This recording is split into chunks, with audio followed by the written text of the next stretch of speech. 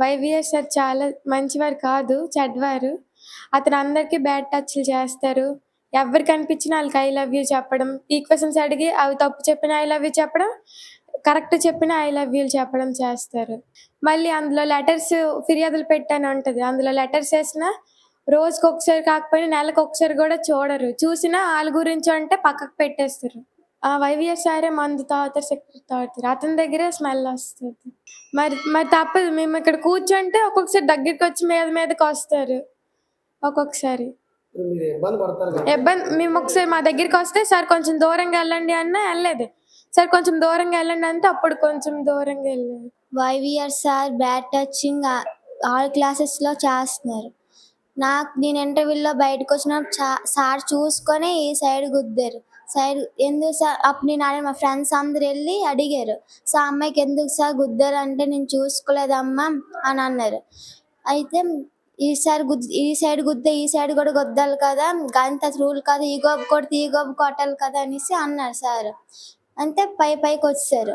వద్దు సార్ అనేసి నేను ఏడ్చేశాను సార్. ఏడిసి క్లాస్ రూమ్‌కెళ్ళాను. క్లాస్ రూమ్‌కెళ్తే మా మామయ్యకి చెప్పాను ఇలాగని చెప్పి సార్‌కొచ్చి అడిగారు.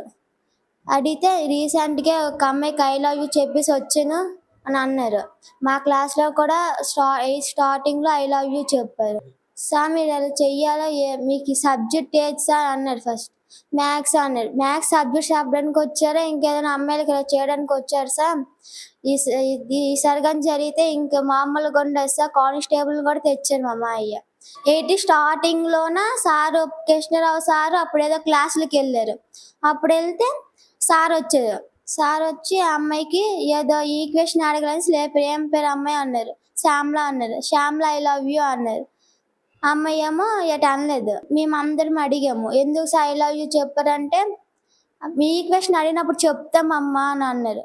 రైట్. ఏదైతే ఆరోపణలు ఎదుర్కొంటున్న ఆ గణితం టీచరు వెంకటరమణ అయితే మేమైతే ఈ పని అయితే చేయలేదంటూ తప్పించుకునే ధోరణిలో మాట్లాడుతున్నారని మనం చూసాం. అయితే ఈ పాఠశాలలో దాదాపుగా 8వ తరగతి చదువుతున్న పిల్లలు దాదాపుగా 6 మెంబర్స్ 6గురు అయితే ఆదాన్ తెలుగుకి సంప్రదించడం జరిగింది. ఈ యొక్క పాఠశాలలో జరుగుతున్న వ్యవహారం అంతా కూడా ఇప్పటికే బట్టబయలు చేసింది ఆదాన్ తెలుగు. ఇటుపక్క చూసుకుంటే పోలీస్ క్వార్టర్స్, ఇటుపక్క సాయుధ బలగాలన్నీ కూడా ఉన్న ఈ పాఠశాలకే రక్షణ లేదంటే రూరల్ ప్రాంతంలో ఉన్న పాఠశాలలు విద్యార్థుల పరిస్థితి ఏంటి అంటూ కూడా ఆగమ్యచరంగా ఉందని కూడా చెప్పుకోవచ్చు. ఎలాంటి తప్పులు జరిగినా దీన్ని ఉపేక్షించాం, దీనిపైన కఠిన చర్యలు తీసుకుంటాం ఎంతటి వారైనా కూడా అంటూ డిఓ చైతన్య గారు కూడా మనకి వివరించడం జరిగింది.